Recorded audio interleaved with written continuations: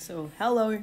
We're going to talk about something that interests me because I want to, and maybe you're interested too. I did get the question before a few times, so just gonna go ahead and do it. We're gonna talk about languages. I speak about, or I can understand about 5 of them. I just want to talk a little bit about that. Just join me. So, speaking about languages, obviously the first one I'm speaking right now, oopsie doopsie, that's a thick brush. Please don't mind my handwriting, by the way. The first one would be English. So we're going to talk a little bit about that journey, how that started. So it started out when I was in my first year of primary school. I had this friend, best friend at the time, who lived near my school, next to my grandfather actually. And she was half French, half American, but she went to Belgium to school and everything for primary school reasons. They moved around a lot, I don't know why, but that happened. And yeah, she was my best friend at the time. And I would go over her house to play. And her house was this trilingual mess, that's to say. So they would speak French there, they would speak English there, and obviously Flemish, Dutch, we'll get back to that later, but that's what they would speak over there. And I was mostly interested in the English at the time because we found at her attic room or whatever that was, that place, there was this encyclopedia. And it was like about animals you would find in the zoo, and it was completely in English. And at the time, I was like really interested in those kinds of things. It wasn't that I was like I'm particularly smart or whatever, but to me it was a bit like a Pokédex. I really liked reading encyclopedias about whatever, and I really liked to read dictionaries and stuff like that for those reasons. And we would sit around and we would pretend we were archaeologists or something, or secret agents that found this secret language or whatever, and we had to puzzle together how it worked. Because she could do conversational English, but like generally speaking, reading and all those kinds of things was also difficult for her. So we'd sit together and puzzle these things out, and that's I think how I first got into touch with English. There was always this kind of thing that we would say to each other when I would leave her house or something, or she left mine from playing at each other's places. There was always this phrase, "See you later, alligator." I would say it back, and I thought that was incredibly funny at the time, and I still do. I don't know why I said that, it's just, yeah. But that's how I first started out, I suppose. First steps into English. And then not long after, the Game Boys came out. So first there was the grey brick, which was the first Game Boy my dad bought for himself. I would play in it too sometimes. There was this Mario Donkey Kong thing where you had to climb stuff and run away from when he threw like barrels at you. So that was like, I think, wasn't much yet. It was when I got my first Game Boy Color afterwards, and the game Pokemon, that it really took off. Because in Belgium, Flanders especially, there wasn't a lot of... The games were not translated to Dutch. So if you wanted to play video games, any kind of video games that were like fun to play actually, you would have to at least learn or be able to read English. So that's what we did. Back in primary school days, everybody sort of got into that because Pokemon, big boom, right? Because there's a television series that wasn't Dutch, but the games weren't. So we all just sort of like figured that out together. I especially played it with my nephew. So the two of us would sit together, bring out a dictionary or whatever we could find, and then try to puzzle together, or just really annoy our parents and everybody with it. So like, what are they saying? Oh, you gotta fight, you gotta run, which means loop weg and stuff like that. Like, and that's how we learned. I think I've learned most of my English from that and subsequent games like that. So that's pretty cool. I think that's my first touch with English. Afterwards, the thing with Belgium, at least, part of Flanders, again, we don't have a rich dubbing culture. I don't know if I've said this before, but whatever. We don't have a rich dubbing culture. So most of the things that we get on the television are just in the original language, and it's just subtitled. I think the Netherlands has a bit more dubbing going on, but even there, it's just most of the times you just get subtitles. And because English is a Germanic language, so from the same sort of language family as Dutch and German and everything, it kind of is in accordance with each other. So if you paid some attention, like you would be immersed anyways, if you paid some attention, it was pretty easy to pick things up by just listening and by watching the television series. I think grammar does a lot in these kinds of cases. So yeah, that happened. And obviously there's, especially recently, like music, everything in English. So there's like really no way of escaping the language, even if you wanted to. So I think most people can at least understand it. To speak it, however, that's something you got to tap into. So that's like a different thing altogether. In Belgium, we do have education, English education from, I think for me it was my second year of high school or something, but I don't think it amounted to much aside from weirdly messing with my accent, because they were really strict, my teacher, with the way our accents were. So she's like, gotta speak more British and not American English. And that just fucked with my accent, to be honest, because I would speak with Canadians and all sorts of people from Australia and America, and also England some, but mostly those places, at home through Skype and whatever, because I was like full on in Weebdom by that time period. So, and then I would go to school and then get like bashed for speaking muddy English is what she would call me, because it was so, yeah, and that persisted. Obviously, I still have like a super weird accent. Other things that I did to learn English was, there was this application on the phone at some point. I got an iTouch, and I got this radio application because I just love listening to radios and everything. It was before podcasts really became a thing. So I would like take this radio application, and there were a few free stations on it, of which one was Radio Yorkshire, which I listened to a lot. I just enjoyed it, just listening to what is going on in this other place in the world. Like, I felt a little bit like I was eavesdropping somehow or the other. But that was a lot of fun. That's what I did. What else? I think that, and then obviously vloggers. At some point I got really into UK vloggers, actually. Again, this is why my accent is so jumbled up. That was like, Charlie is so cool, like, and stuff. He had this segment called Fun Science is Fun or something. So I watched that a lot when it came out and just enjoyed learning new facts and learning new words in English and everything. And then that just perpetuated into where we are today. Hello. So that's the story for English, isn't it? Second language, let's think. Voilà, le français. Deuxième, le français. Salut tout le monde. C'est le temps. Le français, c'est commencé quand j'avais 11 ans. Alors, dans la 5e année d'école primaire. C'est pour tous les enfants de la Flandre. Il faut commencer à étudier le français dans le 5e. C'est obligatoire, alors pas beaucoup à discuter là. C'est la vie. Et c'est jusqu'à qu'on a 18 ans. Alors, jusqu'à la fin d'école secondaire qu'il faut étudier le français là. Mais et la raison pour ça, c'est justement parce que la Belgique est divisée, on peut dire grossièrement, en 3 régions. 3 régions linguistiques. Alors, il y en a la région qui parle le français, c'est dans le sud, et la région qui parle le flamand. C'est ma région, c'est au nord, et il y en a quelque part qui s'appellent les Oostkantons en flamand, et on parle l'allemand là. Alors, c'est pour cette raison qu'il est obligatoire de l'étudier. Et mon expérience, comment est-ce qu'on dit ça, là, était franchement dit horrible. La raison pour ça, c'est pour tous les enfants de la Flandre, je crois. J'ai détesté d'étudier le français. Pas exactement comme mes amis. Ils les détestent vraiment. Moi, j'étais genre, je ne veux pas faire mes devoirs comme ça. Mais la raison, c'est parce qu'ils sont très stricts là. Ils sont, à mon avis, particulièrement dans ma école, les gens m'ont dit que, particulièrement dans ma école secondaire, qu'ils sont terriblement exigeants.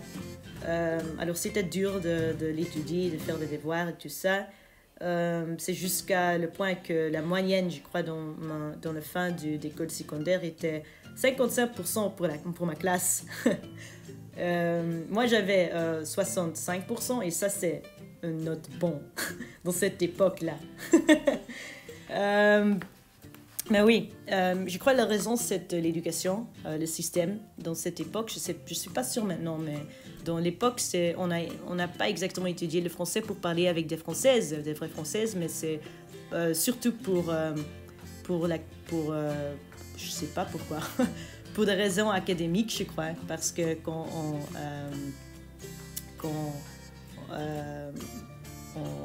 entre l'université, c'est le cas que pour quelques sujets, il en a des sources complètement en français ou en allemand, sans des traductions, tout ça, et il faut l'étudier comme ça. Alors je crois que ça c'est la raison. Alors je peux le comprendre, généralement le français, je peux au moins le lire. Mais pour le parler, c'est comme tu peux entendre maintenant, c'est pas parfait. Je fais beaucoup de fautes et tout ça. Mais je crois que après école secondaire, que je suis intéressée vraiment à parler avec des gens de la France ou avec des gens de la Wallonie, de la Sud. Et pourtant, les vlogueurs que je suis commencé à regarder à YouTube et tout ça,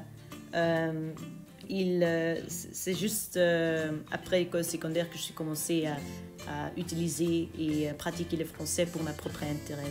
Alors c'est pour cette raison que je peux parler un petit peu maintenant, mais c'est le niveau comme vous pouvez écouter maintenant, c'est pas parfait du tout. Je suis pas un génie là, mais j'essaie.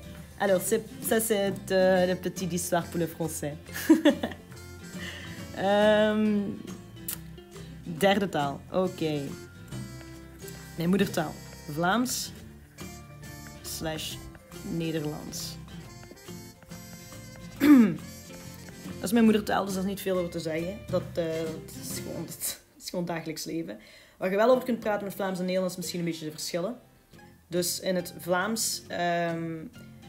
Vlaams en Nederlands zijn geen twee verschillende talen, maar het zijn ook geen dialecten van elkaar. We hebben onze eigen dialecten. Het verschil is gewoon een beetje, als je het internationaal wilt uitleggen, het verschil tussen Amerikaans-Engels en het Brits-Engels. Ik zou zeggen dat Vlaams eerder meer Brits-Engels gevoel heeft en het Nederlands meer Amerikaans-Engels. Nederlanders die zijn iets sneller met een taal eigenlijk te ontwikkelen en met nieuwe dingen af te komen eigenlijk.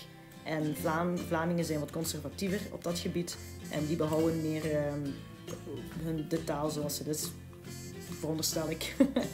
Ik heb een keer een tijd terug, dat is echt jaren geleden, voordat Google Translate echt op punt was met het Nederlands, dat het Vlaams nog niet ingegeven, veronderstel ik, had ik een keer geprobeerd een gewoon spreektaal eigenlijk in het Vlaams om te zetten naar het Engels. Voor de lol, weet ik veel waarom ik dat deed.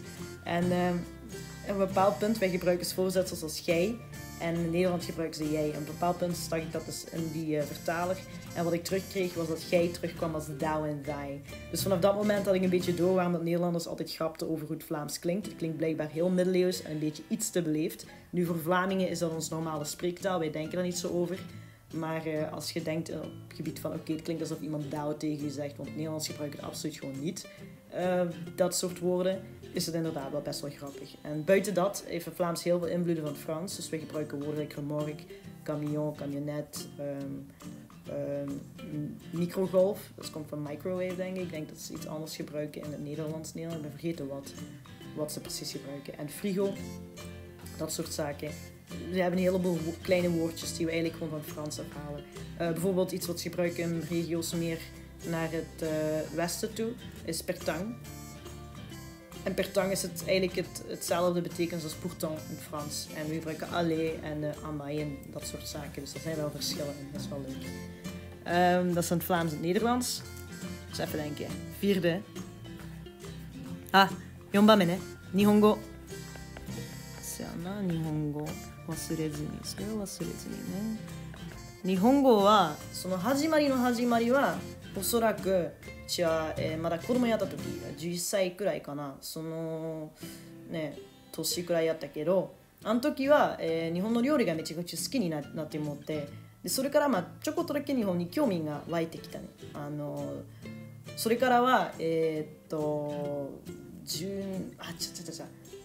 そうそれ湧いてきて、それからはやはりアニメとかねアニメや、日本の音楽を好きになって思って、でそこからは、17歳の時、11ヶ月間ぐらい、日本の鹿児島で留学した経験がありまして、そこからは、本格的の日本語を勉強し始めた。もうねずっと日本に行ったし、で帰ってきた時にベルギーに帰ってきた時には、ほんま言うとちょっと日本嫌いになってもってもうずっとそこに住んでたし辛い経験もあったからいやいや思ったけど、そのいやいやがもう時間とともにいやいややなくても悔しいとか後悔とかになってもって、その悔しさを力にしてまた独学をし続けました。日本語独学し続けまして、でそこからは卒業した後もう日本を専門にしたっていうか、日本ビジネスみたいな、専門を選んで、でその間にはまた日本に戻って半年くらい日本の大学で勉強した経験がありまして、また戻ってきてまた行ったりして、そんな感じやったけど、でもう一つの経験はインターンシップや半年くらいオランダにある日本の会社でインターンシップした経験がありました。でそれはもう日本人だらけの会社やったから、当然、日本語もヨーロッパ風の日本語を、使い続けました。で卒業した後は、今のコロナのパンデミックまでには、日本の東京でオリンピック関連の仕事をしてました。それはオランダも日本にある東京にあるオランダの会社やったけど、そこも日本人で囲まれて結構良い経験やったと思うけどね、パンデミックが落ちたまでにはそうやな。それは日本語日本語はアニメとかはおもろかったし、その留学の経験もあったけど、ほんまの独学とかはもう大体お笑い好きになってもってもうずっとお笑い動画を見てたからもう勉強とかを考えずにただお笑い動画を見て、みんなねみんなが笑っている時とか自分が笑えへんかったとかジョークが分からへんかった時にはそれをもうググってなぜそれがおもろいかみたいな感じで検索して、またその動画に戻ってもう一回見て、でそれからすやおもろいやみたいな感じで笑ってもうバカやなそういう感じな独学やった。それでその自分の日本語をなんていうかな自分の日本語を維持したノアはまだフランス語とオランダ語と英語もスイッチがもう大変や。あれはそうや、日本語の、自分のね今までにたどり着いた物語やった日本語und 5 ich weiß nicht, nein, ich glaube, ich verstehe kaum alles im Deutsch und ich kann kaum alles lesen und verstehen, weil das Deutsch ist ein bisschen wie das Flämisch. Das ist nicht so anders, glaube ich, aber das ist auch, warum das Deutsch so schlimm ist für mich. Ich verstehe Deutsch, aber das Sprechen ist sehr schlimm. Ich habe die Impression, das ist ein bisschen wie ein Dialekt von mir. Und das ist ein bisschen die Paradox. Ich verstehe kaum alles, aber das Sprechen geht nicht. Ich kann gemächliche Dinge sagen oder tun, wie ich kann fragen, Frank Cola oder wie viel ist das oder kann ich ein Stück Cake kriegen? mach ich ein Stück Cake? Aber das ist, ich glaube, das ist meine Level. Genau. Ja, ich brauche das Deutsch nicht viel. Ich glaube, das ist auch ein Reden, wofür mein Deutsch so schlecht ist. Aber ja, Deutsch. I don't even know if I can call German like my fifth, because I barely as you can hear, I'm just crying out. This is just Flemish with a German taste to it, honestly. Like I said before, in the German part of it, tried to say, I don't even know if it was understandable at all. What I tried to say was that I can understand most of it, but to speak it is very difficult because Flemish and German are very close to each other, and it feels a bit like a dialect, and dialects are very hard to actually get to. It's like my brain stays in Flemish for some reason. I think that's a little thing, a philosophy I have though. There's a point in time when you need to be good at a language to be able to separate them too. So I think at the moment German doesn't even have its own layer, but that is that for these languages. Now if I would put them in a ranking of which ones I'm like decent at, to which ones I'm less decent at, and stuff like that. I would give like, honestly, wait, let's see, probably Flemish. That's like Dutch. A 1, obviously, because that's my mother tongue, and a 1.2, I'd say, to English, because I believe it's like my second first language almost. Like I speak it quite, I believe to myself at least, quite fluently. Aside from that, my accent is terrible and some words I just do not know, or expressions that do not make much sense to me. But I believe that in most conversations you throw at me, I can probably formulate a response without having to like crack my brains too much, or at the very least come up with alternative wording or sentence building to get to it. So I believe that's the thing. I can count in English about the same level as my Flemish, which is a terrible level because I'm terrible at maths. Yay, stereotypes. But that's a thing. So I believe that's like sort of benchmarks for me at least to know how far I am in the language. Is that, yes. So 2, if my math is correct, would be then, I would give like, I would make it a 2.A and 2A and 2B actually for Nihongo. So Japanese, and for French, that's it. Why I do that is because it's really weird, but I think I speak Japanese more fluently than I speak French fluently, despite the education, you know. But I think I understand more of French. So if you throw like random articles at me in French, I would probably be able to bulldozer through them one way or another, or at least get the essence of the information. But in Japanese, if I just do not know the characters, I do not know the characters. If I do not have not touched upon the grammar yet, I just have no clue what's in it, right? So that's like sort of the strange stage these two are at on number 2. And I don't even know if I can really, like, German. It's mostly passive comprehensive knowledge, really. And I could probably write a bit better in German because I can visualize, I have more of a rhythm in visualizing how to write things down. And then I can use a dictionary if I'm completely stuck for sentence building, right? Because I think I can come up with the sentence pretty well going from Flemish to German, but I need to like translate constantly in my head still. So that is a funny little thing for German. Now, languages. I'm currently trying to learn Zhongguo, which is Chinese. I don't even pronounce it well, I think. But Zhongguo is something I want to get into because I like it a lot. I'm like at the stage where I can say Ni hao, jiawan ba, which is like nothing.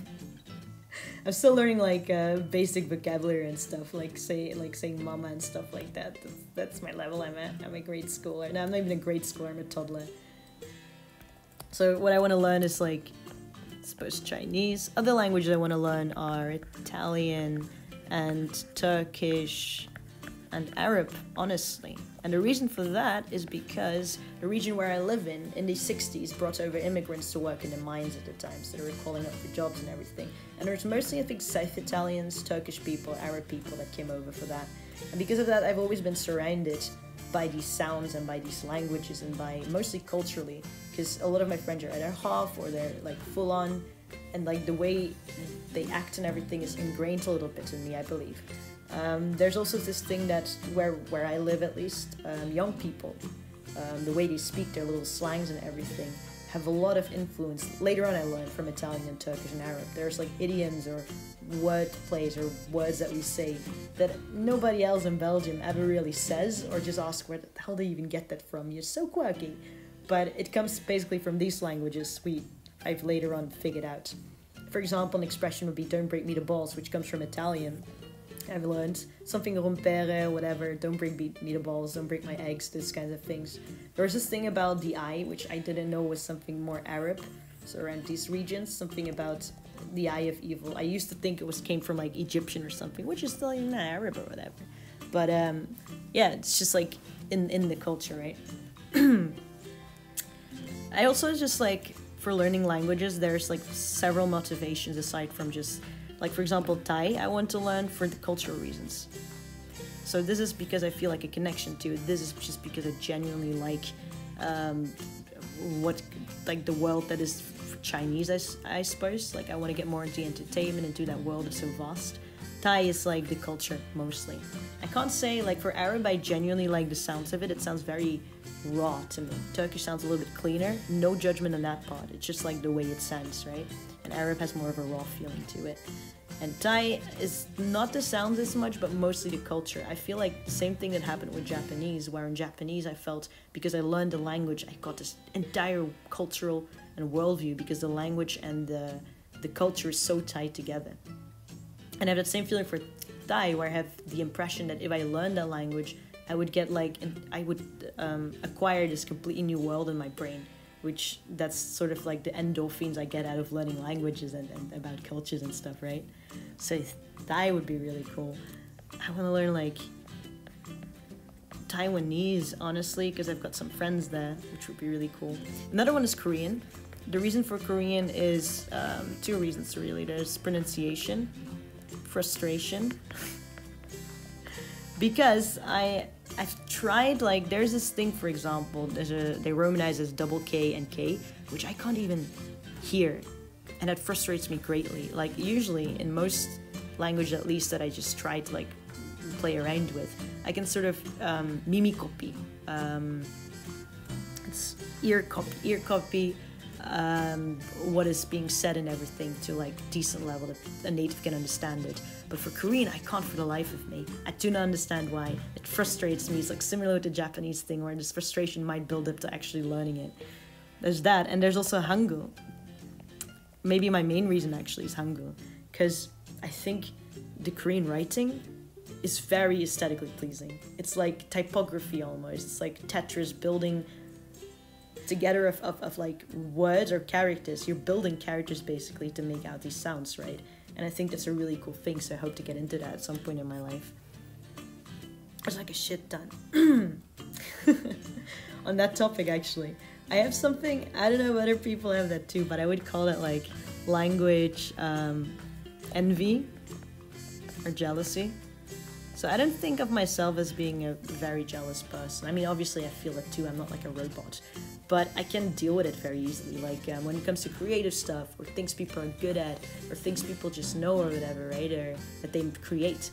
It switches to admiration so quickly. Like there is nearly no time for me to feel bad about it. I'm just like, whoa, you can do that. That's so cool. I want to practice. I want to be like you, or I want to be able to do that kind of stuff, right? But for languages, there's this like really illogical envy I have about it. And it's not just for people who are learning a language and are getting good at it. It's especially so when I see like a native speaker just write in their own or speak in their own language, or when I'm in a call, for example, with an international friend who speaks a different language at home, and they just like easily reply to their parents or their family or whoever there in a different language, like say Vietnamese or whatever, right? I genuinely get like language envy or jealousy. There's always a big portion of it that's just complete admiration. But a part of me is just like, why can't I do that? And it's not just for languages that I do not know. It's also maybe even more so for languages I already know. So for example, English, if I read a book and it has this beautiful sentence in it, or these words that I do not even know, I have to look up or something, I just go, why do I not know this? It's same like for French or whatever, right? I'm just like, why is this happening to me? I'm like, oh, why can this person do this and why can't I? I'm just getting a little bit angry. I don't know if other people experience that too. That's something. That's actually really all I meant to say at this point. I don't have more. Do I have more? Duolingo, maybe? You can talk about that. I don't know if anybody used Duolingo at all. But I think from my philosophy seeing, or for me at least, Duolingo is more something that is, I'd say it's a good reviewing mechanism, but I wouldn't use it as a tool to learn a language. I would use it to accompany learning a language. Like when you train or something, you got to review some of the vocab or whatever you're doing, whatever stage you're at, then yeah. Or to confirm whether you have some blank space in your brain, like any spatial learning system does, space-time repetition learning system does, like Anki or whatever, right? Where you just got to recognize when you recognize something or when you're actually learned it, like ingrained in your brain. For that, Duolingo is great, I think, but I don't know if it's for actual language learning. But might be that people have other experiences with that, because I need to really be immersed in a language before I even get to the point of properly understanding or be able to speak it. Like I need this 4D experience, quantum physical, metaphysical spiritual, cultural immersion experience before my brain's like, yeah, that is something. But yeah, that's that. But I do know there are people that are able to structuralize abstractly pretty well. So if you use Duolingo and you're able to remember most of the things that Duolingo gives you and are able to structuralize it properly in your brain, I think you could probably use it for language learning. There might be people like that. If you are, tell me. Oh my god. Yeah, are there any languages you want to learn in the future? Is the languages you're learning at the moment? What is your experience with it? How did you get to the languages you already know? If that's something that applies to you. Like, these are things that interest me greatly. Just generally language discussion too. Anything. Like, for example, what's interesting in language is the personality switch. And these kind of theories like Safi-Whorf and everything. How, like, language and its relation to your perception of reality, those kind of things interest me greatly. Personality switch especially. I feel I do have that when I go, like, for example, in English, I am different from in Flemish. I have the impression that in Flemish I'm probably more rude and probably less PC than I would be in English. It's just a different culture. It's not that I'm hiding behind it. It's just what is socially acceptable in one culture is not necessarily socially acceptable in the other, and the other way around. And I don't think, from my point of view, that we should push what social acceptance means. Because then you're doing kind of what the colonialists did.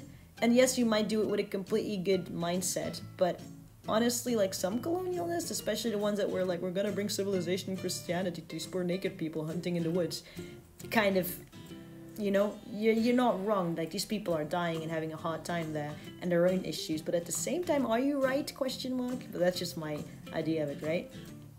But I just don't believe that that should be, like, all the time applied to everything. But for, I'd say, in my mother tongue, I'm probably way more rude and maybe less PC in jokes and everything than I would be in English. In English, I have a bit more of a lively way of speaking, though, I think. In Vlaams, I think I sound a bit more nonchalant, maybe, more yeah, whatever kind of thing. Maybe, I think that maybe stems from my adolescent experience in Vlaams.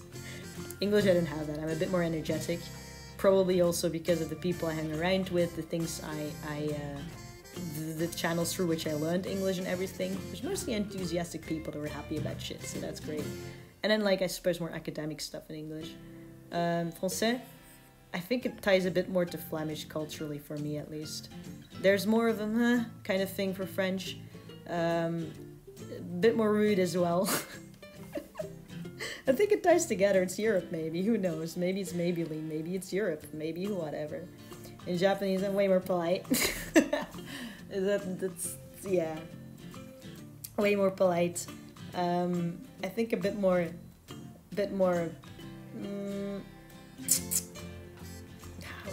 Yeah, you barely swear.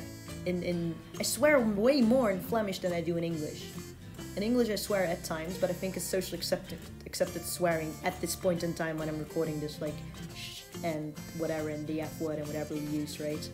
Japanese, I don't swear. There are, like, if I would have to swear in Japanese, it doesn't happen. I would just switch over to, like, Flemish or to English or something, or even French. You know, like, there's something to it. German. I'm sorry, I just keep laughing because I'm so bad at it. I'm so sorry. I don't even know why I included it, but I suppose because it's like my third official language, technically speaking, and I can, like, understand it to a degree. But German, when do I use German? I think Spaß machen for those kind of things. Yeah, that's also niedlich, like those kind of little things. Sometimes I don't even. There are things though, like in written word, that I would say that I find flows better in German. I can't come to an example right now, but I remember, like, reading, being kind of like, yeah, I wouldn't even be able to do this in Flemish, and we're so close to each other, right? But yeah, in German I just sound like, I don't know, like I was dropped on the head when I was small or something. Like, part of my brain just, like, flew off towards somewhere, unfortunately. But yeah, those are things. I don't know if you experience the same thing. If you speak in your mother tongue, or if you speak in English, or if you speak if you learn another language or hang around friends that speak other languages, if you have that impression ever. That's all. That is all at the moment. I just wanted to do this. So, you know, watch one video, you don't have to listen to my preaches anymore. You get like the skip ad kind of privilege. That's it. Bye.